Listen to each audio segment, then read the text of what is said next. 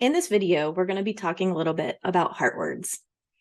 So in the membership, we have several words that the students are going to need to learn, and many of them are spelled irregularly. And so we can use the heart word method to help teach them how to orthographically map these words. So then they will be able to have them added to their lexicon in their brain, and then they can remember these words. And so here, this is one of the slideshows. It is in PowerPoint, and I would suggest using this whole class. If you have a smart board where you can go ahead and just put it up in the middle of the classroom where everyone can see. So here we have the word girl. And when you start, you're going to want to say the focus word. So you're going to tell them that we're going to be learning how to spell the word girl today.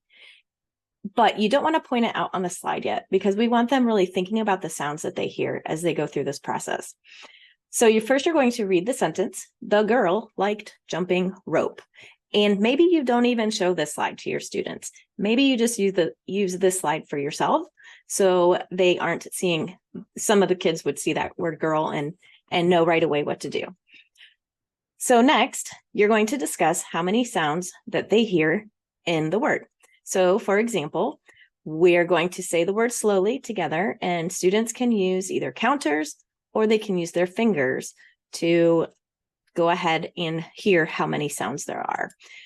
So we're going to say the word together, counting those sounds with fingers or counters, and they can slide those counters up if they are working with copies at their desk. And we do have booklets in the membership where students can do just that. So you would say the word slowly, girl, and they would push up the sounds as they hear them, or they can tap their fingers. Now we're going to go to the first sound, and we're going to say it together. Ask the students what they hear. This is a regular part for them. We are using the scope and sequence in this membership, which is the same as IMSE for these slideshows. So they would hear the G sound, and they would know that that's the letter G. So they would write that in the first box. Then we'd say the word again, and we would do the G, And so now we hear that So you're going to talk with your students about this heart part and how it is a sound that we don't know yet, and that we will learn it later. And then it won't be a heart word later on once we learn this IR part. So you're going to talk about how it's different. We don't know this sound yet, and it is an IR, and you're going to put the heart over top of it. And students can do that in their books where they write the letters and put the heart above it. Then you're going to say the last sound, the L, and this is also one that they know, so they would write that in there. Now you're going to want to do some practice. And so here you're going to read and discuss the word again. You can use it in a sentence again. You can have students turn to each other and create a sentence and tell it to their partner. So there are many things that you can do with that. You can also have them practice writing these words using multisensory approaches, such as using a crayon over a screen. And students can write then the word girl and keep practicing that.